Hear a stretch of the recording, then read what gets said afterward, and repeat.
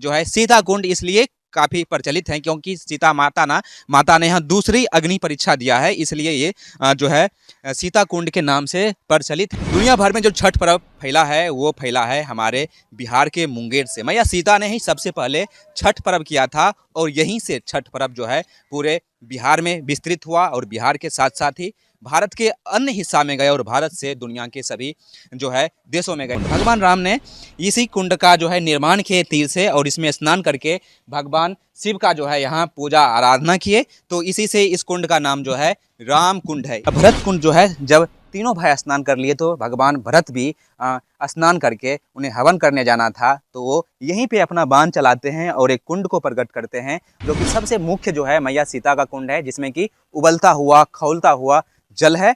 इसके लिए वो मुख्यतः ये सीता कुंड के नाम से जाना जाता है।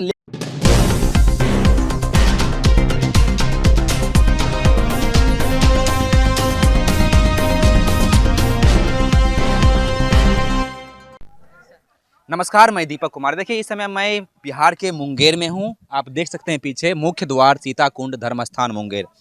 यहाँ पे मैं क्यों हूँ? देखिए, अभी आगामी 10 से 15 दिन में छठ पर्व है और बिहार के अलावा भारत के अलग अलग हिस्सा में छठ पर्व मनाया जाता है और सिर्फ भारत में ही नहीं मनाया जाता है, दुनिया के 50 से अधिक देशों में छठ पर्व मनाया जाता है। लेकिन 90% लोगों को ये पता ही नहीं है कि छठ पर्व की कहानी क्या है और छठ पर्व का उद्गम स्थान कहाँ है। इतना ही जानते हैं कि मुख्य पर्व जो है बिहार का ही छठ पर्व है। और मैं कुछ ऐसा कहानी बताने जा रहा हूँ जिस कहानी को जानकर आपको आत्म तृप्ति होगी, आत्म संतुष्टि होगी। देखिए, दुनिया भर में जो छठ पर्व फैला है वो फैला है हमारे बिहार के मुंगेर से। मैया सीता ने ही सबसे पहले छठ पर्व किया था और यहीं से छठ पर्व जो है पूरे बिहार में विस्तृत हुआ और बिहार के साथ साथ ही भारत के अन्य हिस्सा में गए और भारत से दुनिया के सभी जो है देशों में गए। देखिए, हम आपको ले चलते हैं कि यहाँ जो सीता कुंड है, यहाँ जो है 4 कुंड है। एक राम कुंड है, एक लक्ष्मण, एक भरत, एक शत्रुघ्न। उसमें सबसे जो यहाँ सीता कुंड इसलिए पड़ा है कि आप सभी लोग जानते होंगे, पहले जो था फेमिनिज्म का एक बढ़ावा हुआ करता, जैसे कि आपने सुना होगा सीताराम, राधे श्याम, तो महिलाओं का प्रधानता दिया जाता था। इसीलिए यहाँ इस कुंड जो है, यहाँ पे तो कुंड 5 हैं, लेकिन 5 कुंड में जो है सीता कुंड इसलिए काफ़ी प्रचलित है क्योंकि सीता माता ने यहाँ दूसरी अग्नि परीक्षा दिया है, इसलिए ये जो है सीता कुंड के नाम से प्रचलित है। मैं आपको ले चलता हूँ सबसे पहले सीता कुंड, जिनके नाम से जो है ये स्थान विश्वविख्यात है। ये बिहार के मुख्य टूरिज्म में आता है और आपको ये कहानी भी बताऊंगा कि छठ पर्व का जो है यहाँ से यहीं से शुरुआत हुआ है। पूरे दुनिया में जो छठ पर्व फैला है वो यहीं से फैला हुआ है। देखिए, हमारे जो पीछे आप देख रहे हैं ये आई लव सीता कुंड। देखिए, यहाँ सीता कुंड है और सीता कुंड के बारे में आपको बताता हूँ।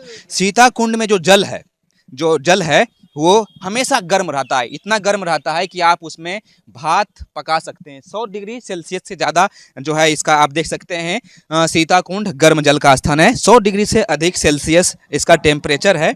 इतना अधिक टेम्परेचर है, आप देख सकते हैं। यहाँ तक इसका जो है ताप आ रहा है। इसमें आप आसानी से जो है भात भी बना सकते हैं। देखिए, इस कुंड का विशेषता ये है, ये जो कुंड है ये 12 फीट चौड़ा है, 12 फीट लंबा है और 12 फीट जो है गहरा है। ये कहा जाता है कि माता सीता का जो है चरित्र का जो दूसरा परीक्षा हुआ था यहीं पे हुआ था। महर्षि वेद व्यास ने लिया था इसी कुंड में, तो माता सीता ने यहाँ अग्नि परीक्षा दिया था। और आपको ले चलता हूँ सीता के बाद राम कुंड का क्या है कहानी वो आपको दिखाता हूँ।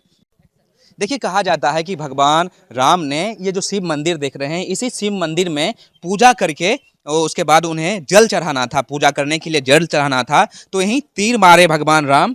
तो इस कुंड का जो नाम पड़ गया है, आप उस कोने में देख सकते हैं, राम कुंड। भगवान राम ने इसी कुंड का जो है निर्माण किए तीर से और इसमें स्नान करके भगवान शिव का जो है यहाँ पूजा आराधना किए, तो इसी से इस कुंड का नाम जो है राम कुंड है। यहाँ जो है इस परिसर में 3 और कुंड हैं, लक्ष्मण कुंड है, भरत कुंड है और शत्रुघ्न कुंड है, और मैं आपको उनका भी आपको दर्शन करवाता हूँ। इस समय मैं लक्ष्मण कुंड के पास हूँ। देखिए, जो ये लक्ष्मण कुंड है, कहा जाता है जब भगवान राम स्नान कर लिए तो भगवान लक्ष्मण जी को भी स्नान करना था। स्नान करने के बाद महर्षि वेद व्यास जी से मिलना था, तो उनके लिए भी भगवान लक्ष्मण ने अपने लिए कुंड जो है तीर मारकर बनाया है। ये आप देख सकते हैं, ये लक्ष्मण कुंड है और लक्ष्मण जी ने हवन करने से पहले यहीं पे जो है बाण अपना चलाए और बाण चलाने के बाद जो है यहाँ एक छोटा सा कुंड प्रकट हुआ और इसी कुंड में वो स्नान किए। उसके बाद भगवान शिव का पूजा किए। उसके बाद महर्षि वेद व्यास से जाके दर्शन करते हैं और कुछ ज्ञान प्राप्त करते हैं। देखिए अब आपको ले चलता हूँ शत्रुघ्न कुंड।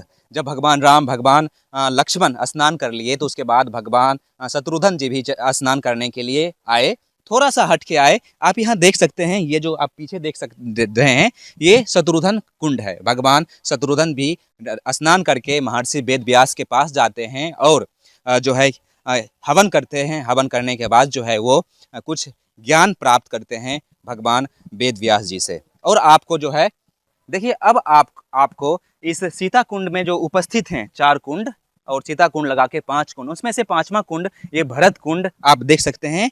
भरत कुंड जो है, जब तीनों भाई स्नान कर लिए तो भगवान भरत भी स्नान करके उन्हें हवन करने जाना था, तो वो यहीं पे अपना बाण चलाते हैं और एक कुंड को प्रकट करते हैं और यह उसके बाद जाके महर्षि वेद व्यास के पास जाते हैं और साथ में हवन करते हैं। हवन करने के बाद कुछ ज्ञान की बातें सुनते हैं और अपने जीवन में उतारते हैं। तो ये जो है इस परिसर में जो सीता कुंड के नाम से पूरे विश्व में विख्यात है, सीता कुंड के नाम से, यहाँ इस परिसर में 5 कुंड हैं, जो कि सबसे मुख्य जो है मैया सीता का कुंड है, जिसमें कि उबलता हुआ खौलता हुआ जल है।